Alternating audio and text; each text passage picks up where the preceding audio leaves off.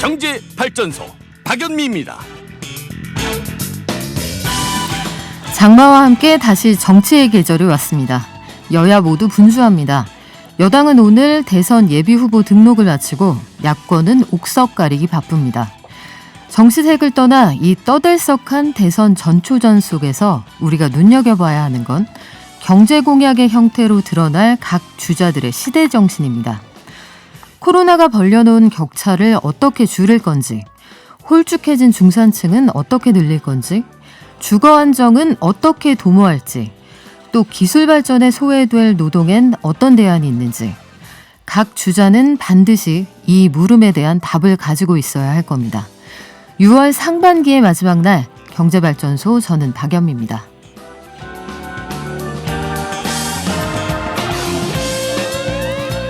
잠시 후 10분 경제에서는 4차 철도망 계획 확정됐는데 뜨거운 감자였던 GTX D 노선 기존대로 추진한다고 합니다. 주민들 반발이 예상되는 상황이고요.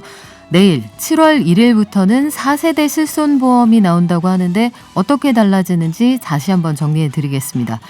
그리고 인플레이션에 대한 전망이 엇갈리는데요. 이게 일시적이냐 추세적이냐 앞으로 어떻게 될지 전문가의 의견 한번 들어보죠. 그리고 수요일 핫픽 플러스 메타버스 얘기가 참 많습니다. 네이버의 제페토 같은 것들이 대표적인데 컴퓨터 공학자이신 최형욱 대표와 함께 메타버스의 모든 것 공부해 보겠습니다. 마지막으로 따져봅시다. 하반기 경제정책 방향이 나왔는데 우리 언론들의 보도 태도는 또 극명하게 갈리는 모양이네요. 함께 공부해 보겠습니다. 그럼 먼저 증시 갈까요? 키움증권의 한지영 연구원 연결돼 있습니다. 안녕하세요. 네, 안녕하세요. 네, 간밤에 뉴욕 증시가 다 오르기는 했는데 제 느낌에는 더 오르고 싶은데 그만 올라라 누가 천장을 눌러주는 이런 느낌이 들더라고요. 예, 누가 앞에서 좀 교통정리를 하고 있는 이러한 주가 흐름이었는데, 네. 그래서 증시 분위기를 놓고 보면은 4월의 주택 지표 그리고 6월의 소비자 신뢰 지수 등 주요 경제 지표는 호조세를 보였습니다. 또 리치몬드 연은 총재가 시장 친화적인 발언을 하면서 시장에 좀 상승 동력을 만들어냈지만 아무래도 최근에 연이은 사상 최고치 경신에 대한 좀 부담감을 느끼는 가운데 이번 주 금요일에 발표되는 미국의 6월 고용지표를 둘러싼 일종의 관망 심리가 좀 숨고르기 장세를 만들어냈다라고 보시면 될 것 같아요. 그래서 소폭이긴 하지만 상승하는 형태로 끝났다. 약간은 좀 답답한 흐름에서 끝났다라고 좀 볼 수 있습니다. 네, 눈치를 좀 보고 있는 상황인 것 같은데 6월에 소비자 심리지수가 사상 최고치를 경신했다. 이런 기록도 나와 있고 미국 소비자들이 이제 내가 코로나만 좀 더 가라앉으면 돈 쓰러 나가겠다. 이런 분위기인데 투자자들은 이때 어떤 기회를 잡아야 할까요?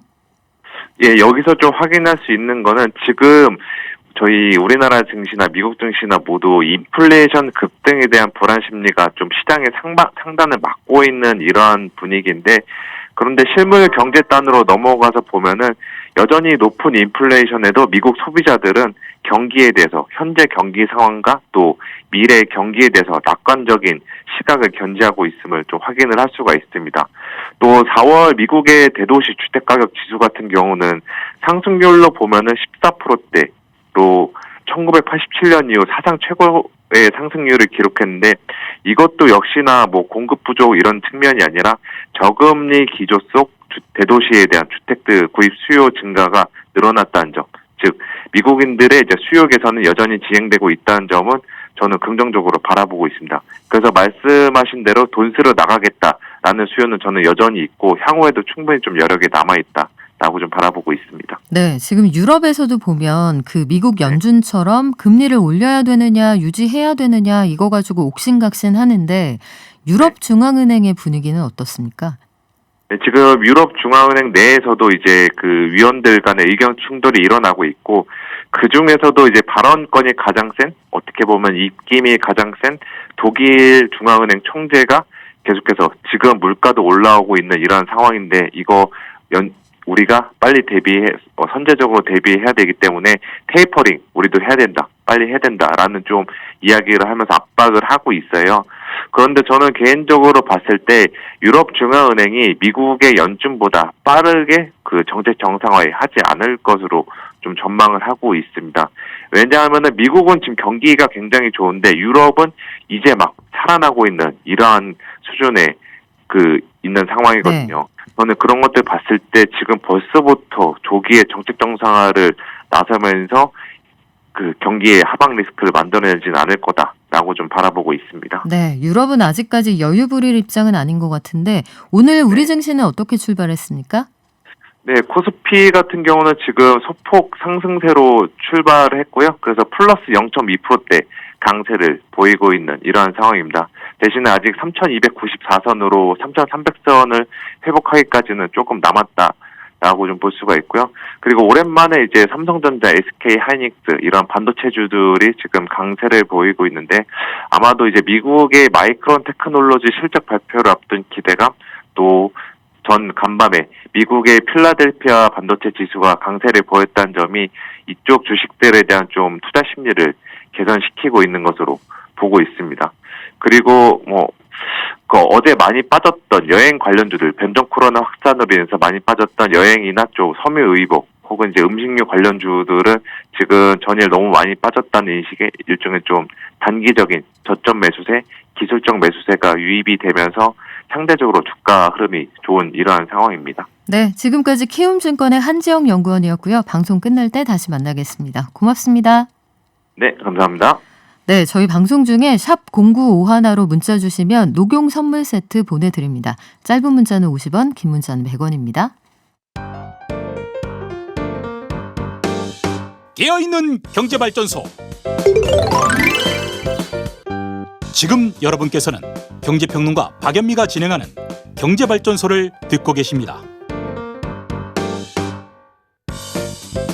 네, 6327님, 발전, 학교 때 못 해본 1등 한번 해보고 싶어서 소식에 뚫어지게 보며 전송합니다. 성공하셨어요. 6327님, 오늘의 1등이십니다. 그리고 2366님, 일주일 만에 1등 한 번 더 갑시다. 사랑합니다.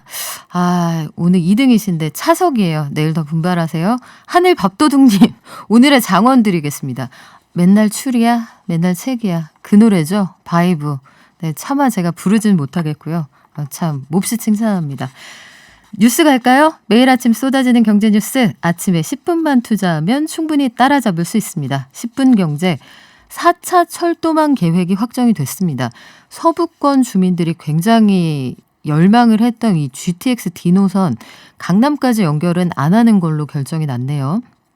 그리고 내일부터 병원에 얼마나 많이 가느냐에 따라서 보험료를 더 내고 덜 내게 되는 4세대 실손보험이 나온다고 합니다.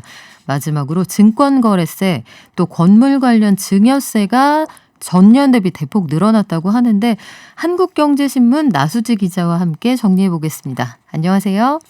네, 안녕하세요. 네, 경기도 김포에서 부천까지 연결한다. 이것 때문에 논란이 컸습니다. 서부권 광역 급행철도 노선이 확정이 됐군요. 네, 이 수도권 광역 급행철도 GTX에서 서부권을 잇는 게 D노선인데요. 이게 원래는 말씀하신 대로 경기 김포에서 부천까지 연결될 예정이었는데 국토부가 이거를 서울 여의도와 용산까지 연결하는 방안을 만들기로 했습니다. 애초에 경기도와 인천시는 이걸 강남을 거쳐서 경기도 하남까지 이어지는 노선을 건의를 했는데 정부가 이 지자체안의 경우는 이 원래 예산인 2조 2천억 원보다 최대 4조에서 7조까지 추가 예산을 써야 된다. 그래서 받아들이기 어렵다. 대신에 이제 여의도와 용산까지 연결하겠다라고 한 거고요.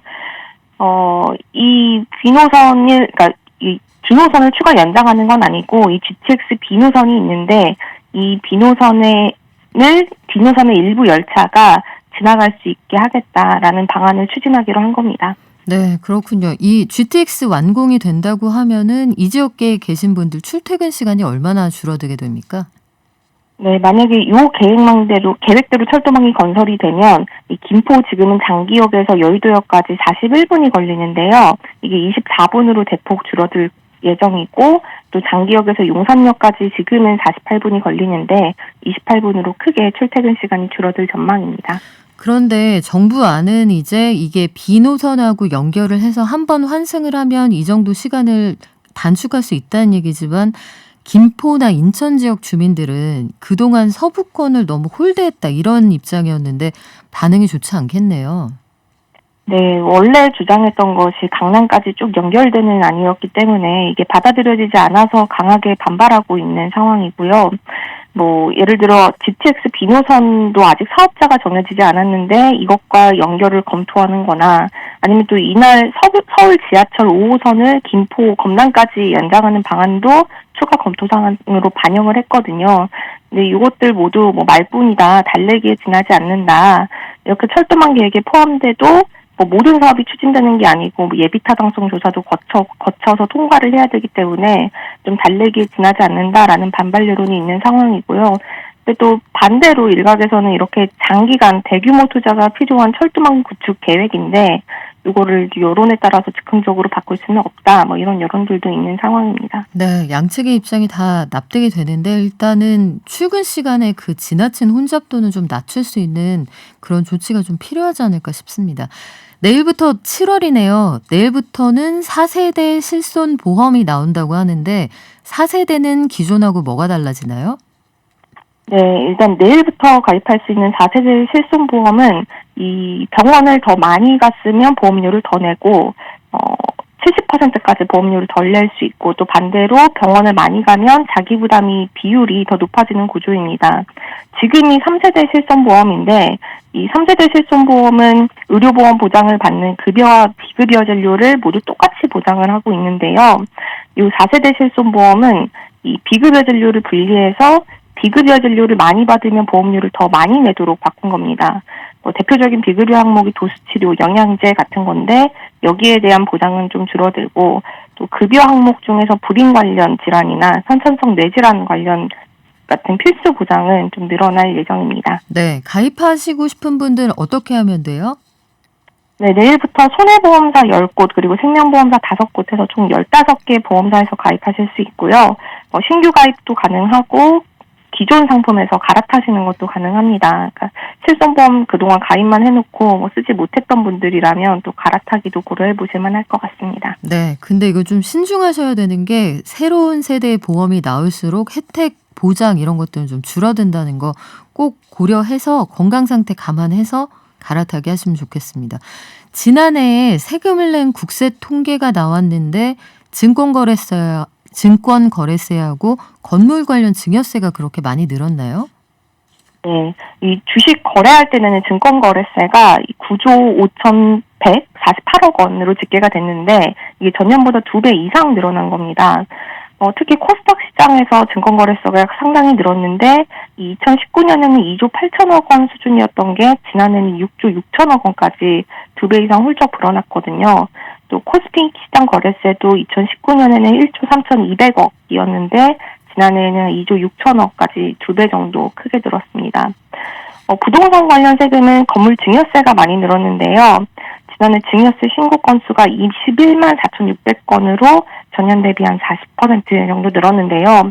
이 부동산 가격이 크게 오르면서 세부담이 커지고 차라리 증여를 하자 이런 분위기가 반영된 결과라고 해석할 수 있을 것 같습니다. 네, 여기까지 듣겠습니다. 지금까지 한국경제신문의 나수지 기자였습니다. 고맙습니다. 네, 감사합니다.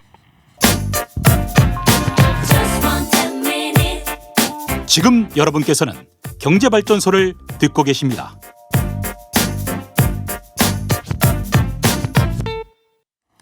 (8955님) 이걸 어쩌죠? 매일 어머 이건 알아야 해 하면 집중해서 듣는데 뒤돌아서면 3페이지가 됩니다. 유유. 그래서 계속 들어야겠어요. 압류 계속 들으셔야죠. 그리고 저희 유튜브하고 팟빵으로도 다시 들으실 수 있거든요. 저희 대략 한 점심시간 지나면 저희 굉장히 열심히 해서 빨리빨리 올리는 것 같은데요. 팟빵, 유튜브에서 경제발전소, 박연미 이렇게 치시면 최신순으로 검색하시면 오늘 거부터 들으실 수 있습니다. 3798님, 그동안 듣기만 하다가 처음 사연 보냅니다. 오늘 엄마 68번째 생신이세요. 어머니가 가게일에 요양보호사 자격시험 준비도 하십니까? 대단하시네요.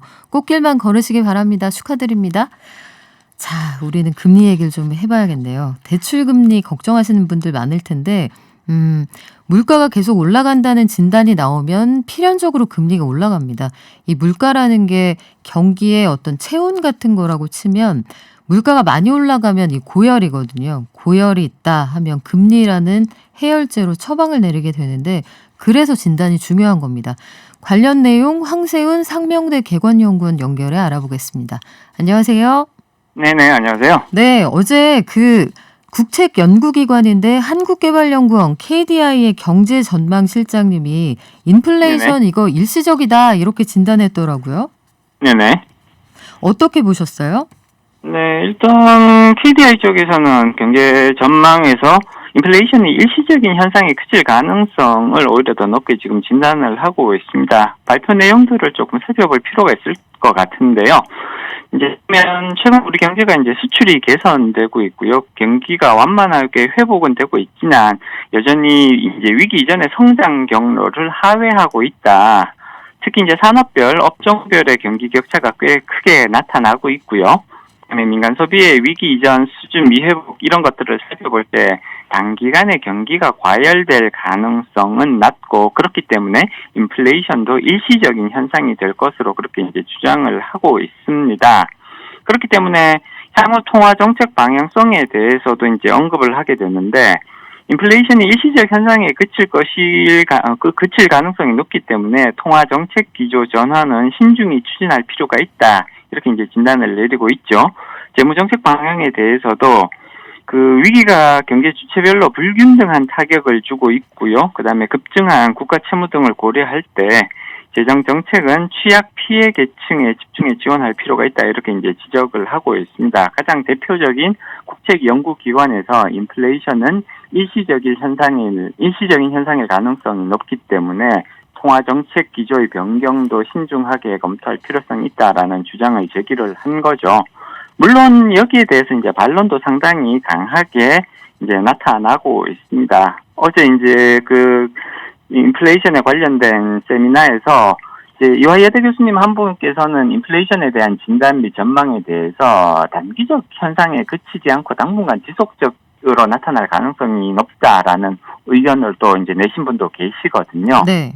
그렇기 때문에 현재 상황에서는 인플레이션이 일시적인 현상이다 내지는 꽤 이어질 가능성이 높다라는 그런 의견들이 굉장히 팽팽하게 대립하고 있다 이렇게 말씀드릴 수 있습니다. 네, 팽팽한 대립 이렇게 말씀을 해주셨는데 그래서 참 헷갈리기도 해요. 미국에서도 보면 파월 연준 의장은 일시적이다 이런 입장인데 여기 멤버로 들어가 있는 세인트루이스 연은 총재는 추세적이다 이렇게 주장을 하거든요.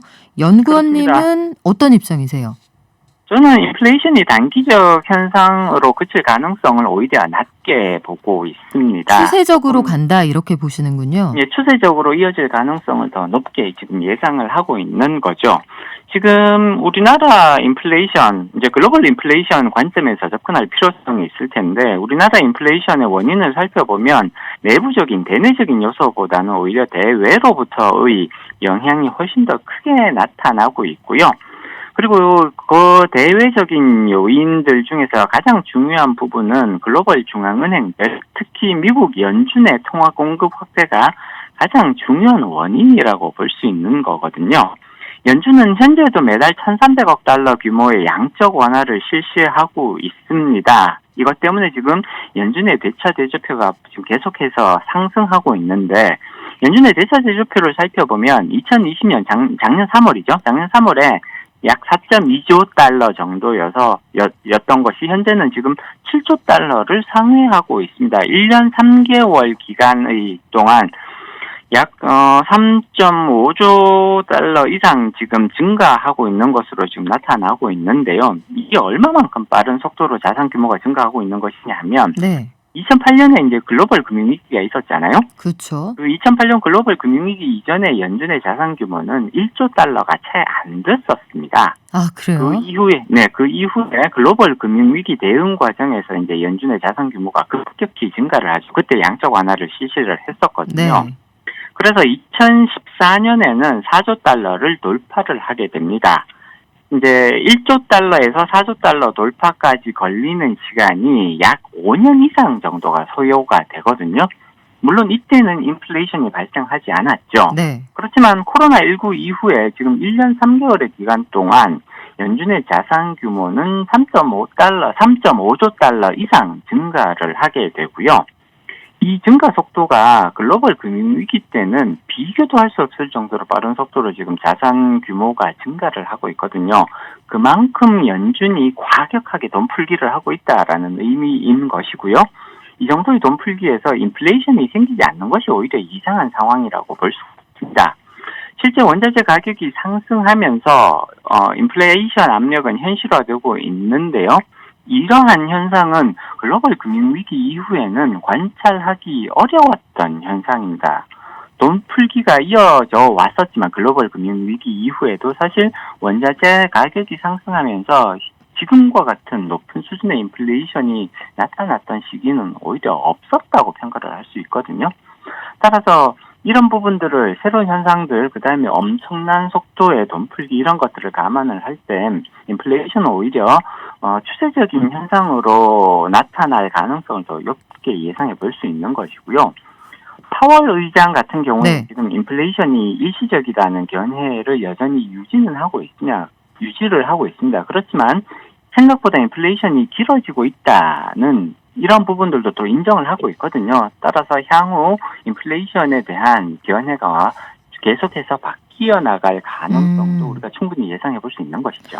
그럼 연구원님, 그런 진단에 따르면 금리 인상은 뭐 조만간 다가올 그런 예고된 이벤트로 볼 수 있는 건데, 우리의 경우에는 한국은행이 금리를 결정하는 금통위가 올해 4번이 남아있단 말이에요. 그렇죠. 4번이 네, 4번 남아있죠. 3분기에 2번, 4분기에 2번 남아있죠. 네, 언제쯤 될까요? 그러면. 일단 올해 내로 기준금리를 인상할 가능성은 충분하다라고 예상해 볼 수가 있을 것 같고요. 다만 시기는 연말 근처의 가능성을 더 높게 예상해 볼 수가 있습니다. 지금 올해 마지막 금통위가 개최되는 시기가 11월이거든요. 네. 그래서 만약에 한국은행이 올해 내로 기준금리 인상을 결정하게 된다면 11월에 결정할 가능성을 가장 높게 예상하고 있습니다. 지금 우리나라 한은의 기준금리 결정 통화정책의 변경은 사실은 여러 가지 의미를 가지고 있는 거라고 봐야 되는 거고요. 인플레이션에 대한 대비라는 의미도 충분히 부여할 수 있습니다만 사실 그 인플레이션에 대한 대비뿐만이 아니라 우리나라 지금 현재 국가 경제에 있어서 가장 아킬레스건이라고 지금 지적되고 있는 부분들이 바로 가계 부채인 거거든요. 그렇죠. 네, 가계 부채는 지금 절대적인 수준도 상당히 높은데 이제 GDP, 보통 우리가 가계 부채가 얼마나 심각하냐를 판단을 할 때 GDP 대비 가계 부채가 얼마나 높으냐, 이제 이런 기준들을 가장 많이 쓴단 말이에요. GDP라는 것은 결국은 우리가 얼마나 많은 소득을 올리고 네네. 있느냐라는 의미인 거고요. 그 다음에 부채는 얼마나 많은 빚을 지고 있느냐는 건데, 우리나라의 가계부채는 지금 OECD GDP 기준 대비로 보면 OECD 최고로 높은 수준까지 올라와 있습니다. 이런 부분들이 네. 결국 한은의 금리 인상 결정에도 영향을 줄 가능성이 높다고 예상을 해볼 수가 있는 것이고요. 네. 인플레이션과 가계부채 모든 것을 감안을 할 때 한국은행은 오히려 연내 금리 인상을 단행할 가능성을 더 높다고 저는 개인적으로는 예상하고 있습니다. 그렇군요. 한국은행이 금리를 올리면 순차적으로 대출금리에도 반영이 된다는 거 꼭 기억하시면 좋겠고, 대출받은 분들도 슬슬 부채 다이어트 하셔야겠네요. 지금까지 황세훈 상명대 개건연구원이었습니다. 오늘 말씀 고맙습니다. 네, 감사합니다.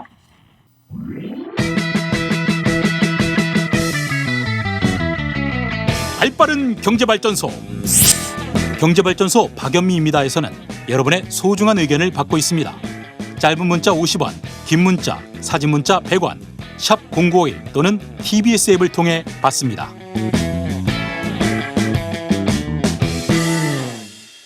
네, 1755님, 최근에 듣기 시작했어요. 경제발전소. 경제 깨어가고 있는 것 같아요. 재밌습니다. 자주 출석할게요. 그래요. 어디 가지 마세요. 2312님, 시내버스 기사입니다. 경제는 문외한이었는데 재밌고 유익해 이 시간이 즐겁습니다. 안전운전 하시고요. 쉬는 시간에만 문자 보내주세요. 5917님. 부인한테 혼나면서 듣고 계세요. 네, 몹시 칭찬합니다. 같이 들으세요. 어서 전도해 주십시오. 어서 빨리 부자 되게 해줄지어다. 네, 부자가 되려면 우리 공부해야겠죠. 그래서 오늘 메타버스라는 얘기 요즘 되게 많이 나오는데 대체 이게 뭔지 대한민국에서 제일 잘 가르쳐 주실 수 있는 선생님 모셨습니다. 퓨처 디자이너스의 최형욱 대표 오셨습니다. 안녕하세요. 네, 안녕하세요. 네, 그 퓨처 디자이너스, 미래 디자이너. 굉장히 거창합니다. 이게 네. 딱 그런 생각도 들었어요. 2018년에 스티븐 스필버그 감독 레디 플레이어 원. 이 보신 분들 아시겠지만 현실 가상을 막 왔다 갔다 하잖아요. 그리고 최근에 보니까 신입사원 연수나 졸업 입학식을 메타버스 이 세계 안에서 했다 이런 곳들도 있던데 자, 오늘 선생님은 컴퓨터 공학자이자 메타버스가 만드는 가상경제 시대가 온다 저자로 나오셨거든요. 일단 메타버스라는 용어가 최근 들어서 저는 부쩍 네. 눈에 띄는 것 같은데 이게 역사가 30년이나 된 말 맞아요? 네, 맞습니다. 무려 1992년에 닐 스티븐슨이라고 하는 작가가 처음으로 쓴 소설이 스노우 크래시라는 소설이거든요. 네. 거기에 나온 단어고요. 이 사람이 사실 만든 단어죠. 그래서 이 단어가 나왔을 때 뜻은 가상세계예요. VR 디바이스, 가상현실 디바이스를 딱 끼고 아바타로 분을 해서 주인공이 가상세계에 들어가서 이제 악과 싸우는 거죠. 네. 레디 플레이 원이 그 소설에 나왔다고 보시면 돼요. 그래서 그때 처음 닐 스티븐슨이 메타버스에 들어간다라는 표현을 처음 썼습니다. 아, 그렇군요. 이게 메타버스잖아요. 말씀하신 네. 것처럼 옴니버스, 유니버스 거기에 쓰는 버스인데 AR, VR, 가상현실, 가상세계 뭐 굉장히 다양한 말들이 혼재한단 말이죠. 메타버스 이거 정확히 뭐예요? 네, 사실은 뭐 어디 학문적으로 정의된 정의는 없습니다, 아직. 그래서 사람들마다 해석이 좀 다른데요. 다만 이 메타버스를 그래도 좀 공통적인 요소를 가지고 우리가 정의를 한번 해보자면 디지털로 구현돼 있는 인터넷과 연결돼 있는 가상 세계이면서 현실 세계에 있는 유저들이 로그인을 해서 무엇인가 상상의 것들, 그다음에 유용한 것들을 펼칠 수 있는 그런 공간들을 통틀어서 메타버스라고 얘기하고요. 사실 이 메타버스에 대해서 요즘 이제 많은 분들이 가상현실, 뭐 증강현실, 미러월 이런 얘기 네. 많이 하세요. 이 용어들이 사실은 2006년, 2007년에 미국에 있는 단체에서 이 메타버스가 그때 한참 핫했었거든요. 스노우 크래시 이후에 잠깐 죽었다가 세컨 라이프라고 하는 서비스가 나오면서 네. 굉장히 인기가 많았었는데 그 당시에 그 학자들이 모여서 메타버스의 미래가 어떻게 될까? 한번 미래 시나리오를 그려보자. 그래서 그린 시나리오 4가지가 아까 말씀하셨던 뭐 이제 가상현실, 뭐 증강현실 뭐 이런 것들이었고요. 중요한 거는 그런 것들이 우리가 좀 그 생각을 많이 해봐야 할 부분이 지금 사람들이 메타버스를 아무데나 막 다 써요. 네. 그러니까 뭐가 메타버스지 좀 궁금해지는 거죠. 헷갈려요. 네네. 네. 이게 뭐랑 똑같냐면 4차 산업혁명이랑 똑같은 아하. 거예요. 그래서 네. 지금 일어나고 있는 수많은 변화들, 클라우드화되고 디지털 트랜스포메이션이 되고 인공지능, 블록체인, 뭐 AR, VR 이런 거를 우리가 통틀어서 얘기하기가 사실 쉽지 않죠. 그냥 네. 기술의 변화 이러기는 어려운데 그때 때마침 이제 4차 산업혁명 이렇게 나타나면 그 모든 걸 통틀어서 지금 엄청난 변화가 오고 있어. 그것과 동일한 게 메타버스라고 보시면 좋을 것 같아요. 그렇군요. 네, 네. 이것도 하나의 매직 용어로서 등장했다. 그렇죠. 그런데 여기서 하나 중요한 게 뭐냐면 그 메타버스를 구성하는 여러 가지 이제 시나리오들이 뭐 가상현실도 있고 가상세계도 있고 한데 우리가 여기서 하나만 딱 생각해 주면 좋을 것 같아요. 메타버스라고 하는 건 아까 제가 말씀드린 것처럼 디지털로 구현된 인터넷에 연결된 세상. 네. 그건 뭐 굉장히 다양할 수 있겠죠. 게다가 지금 그 의미가 계속 확장이 되고 있어요. 그런데 사람들이 많은 분들이 혼동하시는 거는 메타버스를 개발하거나 메타버스에 접속하기 위해서 필요한 기술들과 실제 메타버스를 섞어서 쓰고 계세요. 아, 기술하고 그 공간, 제한된 그렇죠. 공간 자체를 혼재해서 네, 사용한다. 그러니까 예를 들어서 가상현실 그러면 그거는 메타버스가 가상현실은 아니고요. 가상현실로 메타버스를 만들 수가 있고요. 증강현실 그러면 그 증강현실은 기술인 거죠. 현실을 증강하는 기술인데 이걸로 메타버스를 만들 수 있는 거고 닌텐도 그 스위치에 들어있는 모여봐요 동물의 숲. 네. 모여봐요 동물의 숲은 메타버스이지만 닌텐도 스위치가 메타버스는 아닌 거죠. 그렇죠. 그건 네. 그냥 디바이스인 거죠. 그렇죠. 그래서 네. 기술과 메타버스라고 하는 거를 조금만 분리하시면 조금 쉽게 이해하실 수 있습니다. 아, 동물의 숲 얘기해 주시니까 알겠어요. 저도 최근에 동물의 숲 하다가 그 문어가 자꾸 이사 간다 그래서 말리고 있는 그런 상황인데 페이스북, 트위터, 인스타그램 같은 SNS 이거는 이거는 메타버스 같기도 하고 아닌 것 같기도 한데 이 친구들은 어느 집합에 들어가요? 그 시나리오에 의하면 메타버스의 한 축에는 속합니다. 그 라이프로깅이라고 하는 축에는 속하는데 제가 이제 그 책에도 이제 메타버스의 공통점이 뭐가 있을까를 이제 분석을 굉장히 열심히 하고 7가지 요소를 뽑아냈어요. 네. 물론 그 7가지 요소를 모든 곳에서 다 갖고 있지는 않습니다만 그런 것들을 점점 갖기 시작하면서 이제 메타버스화 된다라고 제가 얘기를 하고 있는데 트위터나 페이스북 같은 경우는 메타버스의 조건들을 가지고는 있어요. 근데 이제 저차원이죠. 왜냐하면 공간이라는 게 존재하지 않고 낮은 수준의 그렇죠. 메타버스. 2D로 네. 텍스트나 이미지나 영상을 가지고 사람들이 평면 공간 안에서 서로 교류하잖아요. 그러니까 결국 인터넷에 연결된 디지털 세상이라는 거는 맞죠. 네. 사용자들이 들어갈 수 있는 공유할 수 있는 공간이 있다는 것도 맞고 그 안에서 경제 활동도 일어나고 다 맞는데 중요한 건 그 공간 자체가 차원이 낮다라는 거죠. 그렇군요. 그러면 또 이 단어도 요즘에 유행인데 미러월드? 거울에 비춘 것 같이 똑같은 세상이다 이런 뜻인가요? 그렇게 해석하시면 되고요. 그것도 아까 그 메타버스 로드맵에 나온 4가지 시나리오 중에 한 가지가 이제 미러월드입니다. 그러니까 현실 세계를 똑같이 미러링한다. 그러니까 거울에 비추면 사실 뭐 반대로가 되지만 똑같은 형상이 비춰지잖아요. 메타버스라고 하는 거는 사실 한 축에서 가상화라는 게 있어요. 컴퓨터 그래픽을 가지고 뭐든 우리가 상상하는 걸 다 구현해낼 수 있는 거죠. 지금 컴퓨터는 안 되는 게 없잖아요. 그 중에 하나가 가상현실, 가상세계는 우리가 그냥 상상하는 걸 만들어내는 거예요. 그러니까 뭐 어디 없어도 돼요. 네. 인간이 바닥 깊숙이 뭐 아무것도 안 끼고 들어가도 되고요. 그렇죠. 우주를 날아다녀도 돼요. 그건 상상을 그냥 디지털로 만들면 되니까. 근데 미러월드라고 하는 거는 현실 세계에 있는 거를 디지털로 이제 약간 복제하는 개념이죠. 그래서 디지털 트윈 같은 것에서 이제 많이 쓰는 용어이기도 한데 그 자체가 메타버스는 아니에요. 디지털 트윈도 기술인 거죠. 그러니까 현실 세계에 있는 걸 똑같이 디지털로 구현해 놓고 시뮬레이션을 하는 거죠. 그래서 여기에서 일어나는 일이 현실 세계도 반영이 되고 현실 세계에서 일어나는 일들 예를 들어서 뭐 모터가 돌거나 공장이 네. 도는데 거기 것이 또 가상 세계에 적용이 되고 이렇게 양쪽을 왔다 갔다 동기화될 수 있게 만드는 게 이제 미러월드인데 현실 세계에서 우리가 가장 많이 쓰는 미러월드가 있죠.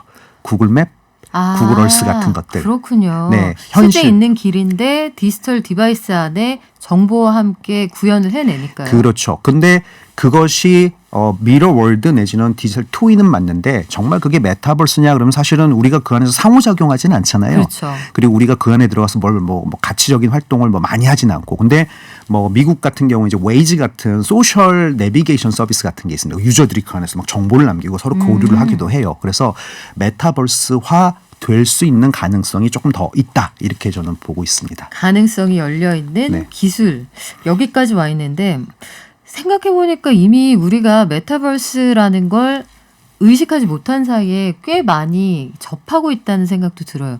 특히 제가 정말 체감하는 거는 요즘에 10대들이 아주 많이 사용하는 로블록스라는 게임이 있잖아요. 마인크래프트 하다가 보통 로블록스로 넘어가는데 이런 게임들도 메타버스의 일종이라고 책에 써주셨어요. 그리고 둘 다 전 세계 10대들을 중심으로 엄청나게 인기를 끌고 있는데 액티브 유저가 1억 5천만 명이요?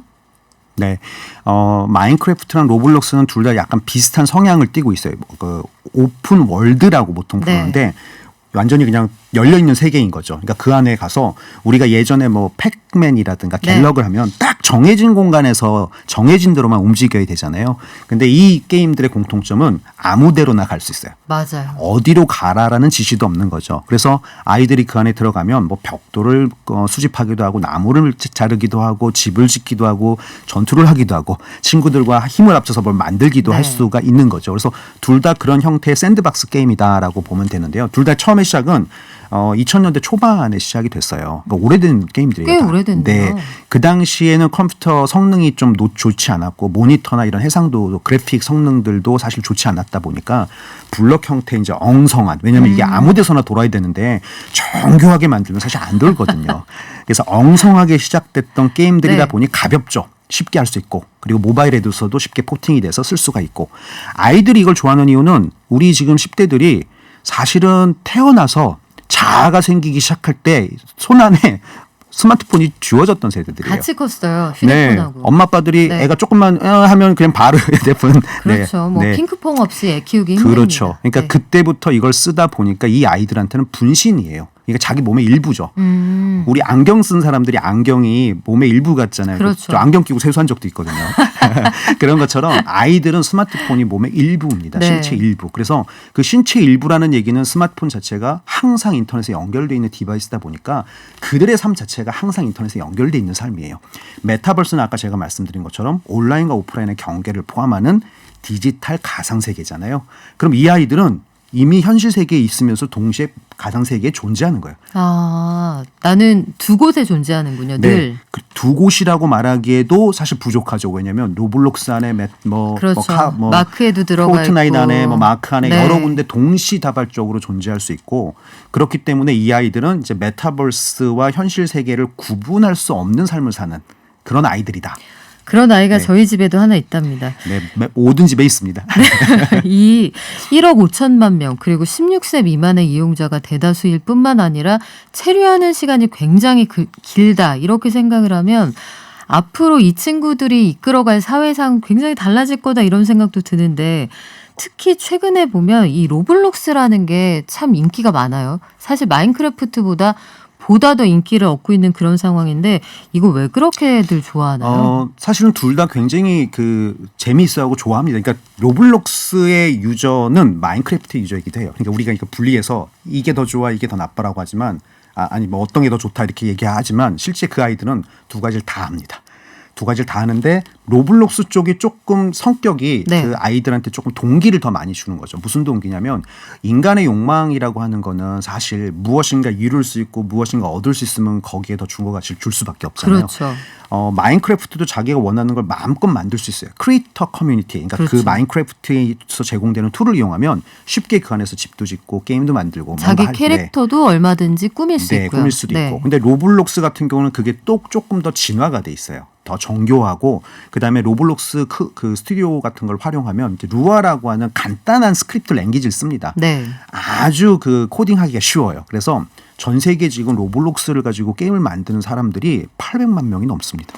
자발적 네. 게임 개발자가 800만 네, 명. 물론 그 사람들은 이제 그 개발자 계정을 갖고 있는 사람을 통틀어서 이제 800만 네. 명인데 이게 놀라운 이유는 마인크래프트 같은 경우 내가 열심히 그 안에서 집을 짓고 나무를 짓고 사냥을 해서 팔거나 아이템을 교환할 수 있어요. 그러면 이제 마인크래프트 안에서도 코인이 생기죠. 네. 그럼 그 코인으로 또 딴 걸 사고 딴 아이템을 사고 도구를 사서 더 좋은 걸 만들고 디지털 투 디지털 경제는 마인크래프트 안에서 굉장히 활발한데요. 사실은 거기서 번 걸 현실 세계에서 쓸 수는 없죠. 그렇죠. 근데 로블록스는 그게 가능합니다. 로벅스라는 통화를 활용하는데 아이템을 팔거나 내가 만든 게임을 사람들이 와서 쓰면 로블록스에서 그 수익을 공유를 해줍니다. 프로핏 쉐어를 해주는 거죠. 그래서 실제로 한 127만 명이 돈을 벌었던 경험이 있죠. 1,000불 정도의 돈을 번 사람들이 127만 명. 와. 엄청난 그러면 수죠. 리워드가 확실히 주어지니까 네.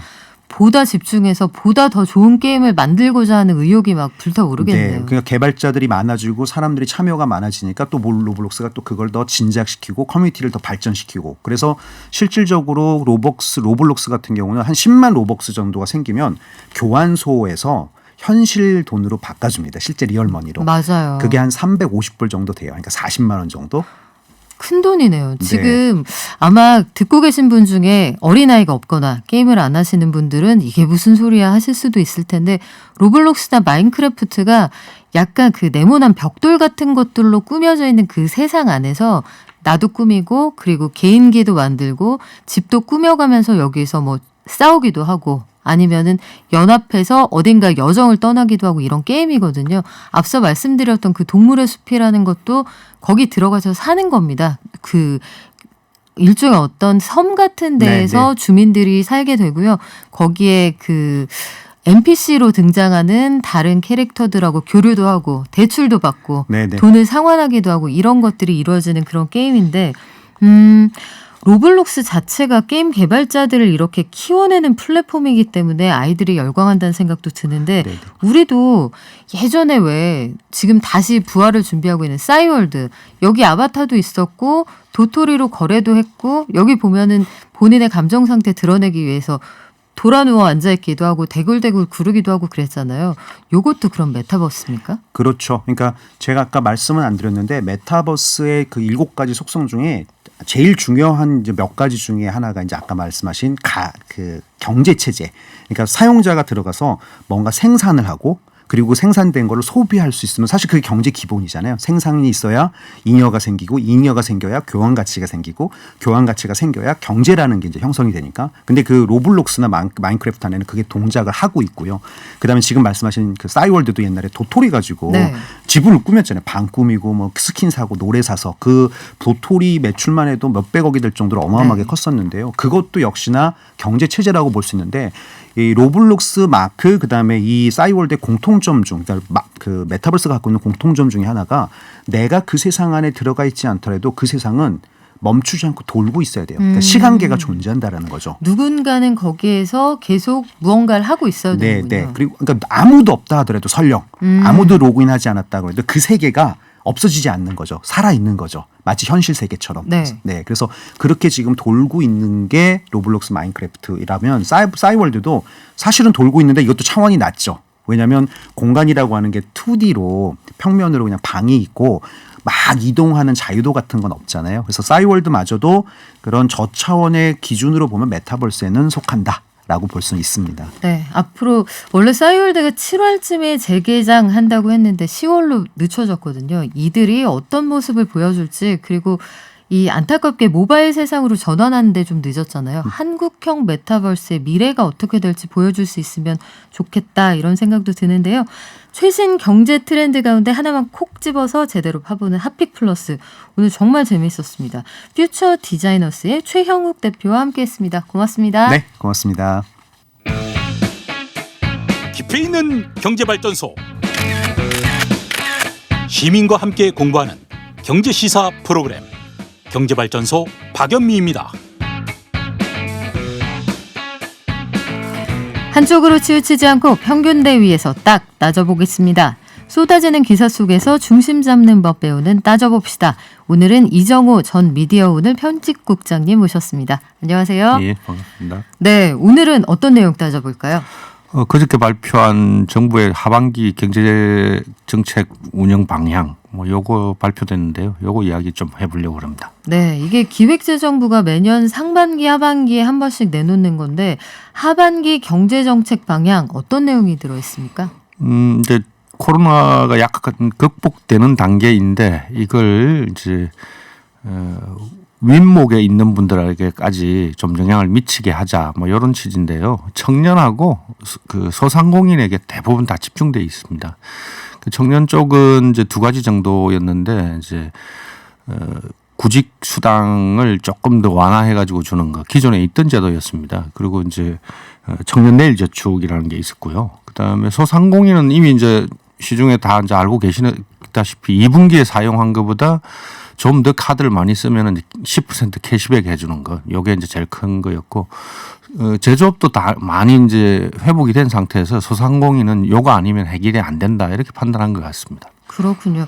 이게 보면은 발표 내용을 여러 매체들이 당연히 보도를 했을 텐데 보도하는 매체마다 성격이 좀 달랐을 것 같거든요. 그 네, 보도 태도는 어땠습니까? 대부분은 이제 제도 자체가 복잡하게 설계되어 있기 때문에 그걸 설명하는 게 많았습니다. 매일경제신문 같은 경우에는 10만 원 저축하면은 이제 10만 원씩 더 얹어주는 청년에게 그렇게 한다 이렇게 돼 있었는데 대부분 이제 이런 방향으로 이제 제도를 설명하는 내용이었고요. 근데 이제 이걸 이제 정치 이슈와 이제 연결시켜 가지고 재산 4억 가진 청년에게 월 50만 원씩 준다. 이거 선심행정 아니냐. 현금 뿌리기다. 이렇게 이제 이야기를 하고 있죠. 근데 이런 취업 그 지원 제도는 어쩔 수 없습니다. 이게 선심행정으로 볼 수 있는 측면도 다 있긴 하죠. 근데 그것만 이제 대부분 부각시키면은 이게 이제 제도의 원래 취지는 사라져 버리는 거죠. 그래요. 이게 하반기, 상반기 경제정책 방향은 매년 나오는 거라 그렇죠. 그때 어떤 정부에서 어떤 정책을 내놨을 때 어떻게 보도했느냐가 다 기록으로 남거든요. 그렇죠. 그리고 참 불행인지 다행인지 안타깝게도 하반기 경제정책 방향의 내용이 매년 크게 달라지지 않습니다. 그래서 그렇습니다. 예. 네. 있는 제도를 약간씩 뭐 완화하거나 강화하거나 이렇게 가죠. 그래요. 그래서 어찌 보면은 같은 내용을 그때그때 달리 보도한다면 여기에 여러 가지 프레임이 좀 있지 않을까 이런 생각도 해볼 수가 있는 건데 그래도 그런 걱정하는 분들은 계세요. 이게 재정을 써야 하는 시기는 맞는 것 같은데 네. 혹시 인기를 얻고 싶어서 좀 선심행정하는 건 아니냐 이렇게 지적할 만한 내용도 객관적으로 좀 보인다 이런 지적도 예. 있거든요. 특히 이제 이대남 달래기다라는 이런 이제 아젠다가 들어가 있는 그게 가장 큰 의미가 있는데요. 뭐 선거가 지금 한 9개월 정도밖에 안 남았지 않습니까? 그리고 바로 직전 선거 보궐선거에서 20대 남성 지지를 많이 못 받아가지고 여당이 참패했다라는 것, 뭐 요것 때문에 같이 맞물려가지고 이렇게 하긴 하는데. 어차피 취업 지원 정책이라는 것들은 뭐 예를 들면 이런 거죠. 저희가 늘 알고 있는 늘 두들겨 맞는 공공근로 말입니다. 그게 50년 정도 된 제도거든요. 네. 예. 새마을 7호 사업부터 시작했으니까요. 근데 이게 공공근로가 없어지면 어떤 일이 벌어지는가 하면요. 12월, 1월, 2월 이 공공근로 없는 계절입니다. 요 시기에 취업률 자체가 약간 떨어집니다. 네. 예. 이럴 정도로 이제 영향을 많이 미치고 이게 50에서 한 70만 명 정도의 중고령 연령층에서는 이거 실업률을 매우 이제 떨어뜨리는 요인이 되죠. 그런 요인이니까 이게 이제 제도가 11월 달에 끝나고 나면은 정산을 하기 위해서 12월 그리고 사업을 새로 내년에 시작하기 위해 가지고 3월 빨라도 3월 말에 시작하기 때문에 1, 2월은 늘 비기 때문에 그때는 늘 이제 계절적 요인으로 실업률이 이제 올라가는 그런 행태가 되는 거죠. 이게 없으면 안 되는 거죠. 그리고 청년들에게 조 단위로 지원했던 지난 정부 때 했던 청년들은 다 알고 있습니다. 취성패라고 취업 성공 패키지라는 그렇죠. 건데 이거 하면은 뭐 최대 1년까지 뭐 기업에게 청년을 고용하면은 50에서 한 70만 원씩 지원해 주는 건데 이것도 종류가 여러 가지고 매우 복잡하게 되어 있습니다. 취성패 1, 2 이렇게까지도 나뉘어 가지고 되어 있는데 이것도 브로커가 생길 정도로 그 문제가 많았거든요. 근데 그 당시에 그렇게 심하게 비판하고 이러진 않았거든요. 그러면 지금 현금성 선심 행정이 많다 이런 보도에는 다분히 좀 여러 가지 그 정치적인 프레임도 좀 섞여 있다 이렇게 예. 보시는 보시는 거군요. 예. 그리고 이게 원래 있던 제도입니다. 뭐 지금 이야기되는 뭐 현금 뿌리기다라고 이야기하는 이 제도들이 원래 아예 없던 걸 갖다 새로 만든 것들이 아니고 청년 구직 수당 같은 경우에도 가구 기준으로 해가지고 4인 가구 기준으로 해가지고 3억 이하인 가정에게 지원하던 걸 약간 완화해가지고 4억. 예. 그리고 이게 이제 불만이 좀 있었습니다. 청년들이 학업을 하다가 노동시장에 처음 나오는 사람들은 취업 경험이 없는데 네. 이 구직 수당을 주는 기준이 취업 경험을 가지고 있는 사람에게만 한정돼 있었거든요. 그래서 첫 구직 경험이 없는 사람에게도 주자. 뭐 이렇게 해가지고 확대된 이런 정도거든요. 경제 상황이 사실은 돌아보면은 97년 이후에 단 한 번도 우리 경제가 되게 좋습니다 했던 적이 없었던 것 같아요. 그래서 그때 이후로 말씀하신 것처럼 모든 제도가 좀 더 얹어주고 보다 많은 사람을 보장해주는 방식으로 변화해 왔거든요. 글쎄요, 이게 당장 일자리를 줄 수 없다면 그래도 교통비 정도 지원해 줄 수 있는 그런 정책이 필요하다. 이게 네. 현장의 요구가 반영된 걸로 보이는데 여러 가지 생각이 좀 들게 합니다. 네, 여기까지 들을게요. 균형 있는 시각으로 기사를 파헤쳐보는 따져봅시다. 이정호 전 미디어오늘 편집국장과 함께했습니다. 오늘 말씀 고맙습니다. 네, 고맙습니다. 네, 우리 조한민 님이 문자 주셨네요. 뱃속부터 봤는데 왜 못 보게 해. 딸이 그렇게 얘기하나요? 그 게임 얘기하시나 봐요. 유튜브 같은 것도 못 보게 하면 아이들이 굉장히 견디기 힘들어하는 이유를 오늘 메타버스 공부하는 시간에 좀 알았습니다. 8955님, 로블록스로 친구 만들고 투자하는 우리 10대들 한편으로 대견하기도 한데 그 안에서 협박, 사기, 폭력이 심각합니다. 신고도 잘 안 되고 어떻게 알려줘야 할지라고 하셨는데 이게 아마 신고하면은 계정이 한동안 멈추게 되는 그런 조치가 있는 걸로 제가 알고 있어요. 그리고 말씀하신 것처럼 하지 말아야 하는 말, 성인들하고 대화를 할 경우도 있기 때문에 게임할 때 옆에 좀 계시면 좋겠습니다. 저도 항상 옆에 앉아 있거든요. 그리고 오리지널 테이스트님, 네, 반갑습니다. 유익한 일일 경제공부 출석합니다. 좋은 내용 감사합니다 해주셨고요. 파파원님, 메타버스라 용어들이 갈수록 어렵네요. 쩝 하셨는데 저는 그런 마음으로 공부하고 있어요.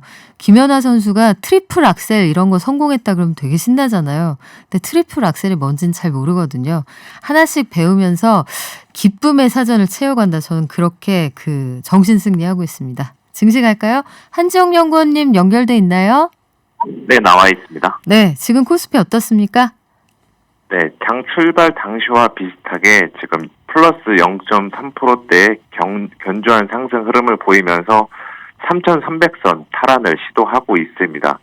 그리고 수급상으로 봤을 때는 외국인과 기관이 동반수 매도세를 하고 있지만 개인이 이거를 받으면서 지수를 지금 들어 올리고 있는 이러한 모습이고요.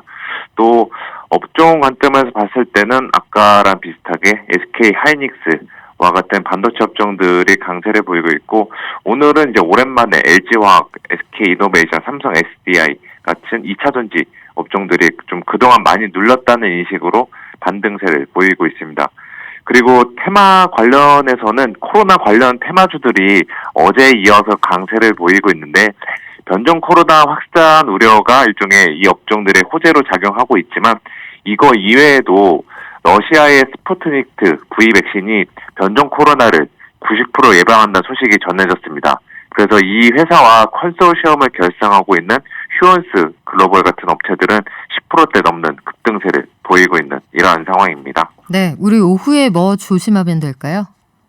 예, 오후에도 이러한 흐름이 이어질 것 같은데, 이제 좀 이따가 발표될 중국의 제조업 및 서비스업 PMI 지표 결과에 따라서 주가의 좀 변동성은 달라질 것으로 보이고 있습니다. 아무래도 지금 중국 경기 같은 경우는 여전히 경기 둔화에 대한 우려를 해소하고 있지 못한 만큼 중국의 제조업 및 서비스업 지표가 예상보다 잘 나오면은 이거는 한국 증시에도 좀 호재로 작용하면서 상승 탄력을 좀 더 만들어낼 수 있을 것으로 보이기 때문에 오늘은 중요한 체크 사항은 중국의 경제 지표, 그리고 이제 외국인 수급 여전히 중요하다라고 좀 보고 있습니다. 네, 중국의 경제 지표 주목하라는 말씀 끝으로요. 키움증권의 한지영 연구원과 여기서 인사할게요. 고맙습니다. 네, 감사합니다. 네, 문자 읽어드리면서 출첵도 해야겠죠? 오늘의 3등 데이브 초이님 줄을 서시오 발전. 네, 3등이세요. 핑크로버님 발전, 국두건님 국회두이 건희한테 안부 전해주십시오. 그리고 2294님 출첵합니다. 매직현님 출첵합니다 하셨고요. 내 친구 TBS님 흐린 수요일 아침 반갑습니다. 황금 마스크 귀에 쏙쏙 들어옵니다. 감사합니다. 인생 짧다님 5664님 1등하고 싶어요. 매일 들어요. 조금 서두르셔야 될 것 같아요. 젠틀맨 린님 출첵이요. 부자 되게 해주세요. 제가 부자를 만들어 드릴 수는 없지만 부자로 가는 길은 저희가 알려드리겠습니다. 7650님 오늘도 마음 평안하게 생각의 자유로움으로 행복한 하루 되세요 해주셨고요. K꽃님님 우리 식구시죠? 그리고 7479님 발전소 출근하셨어요.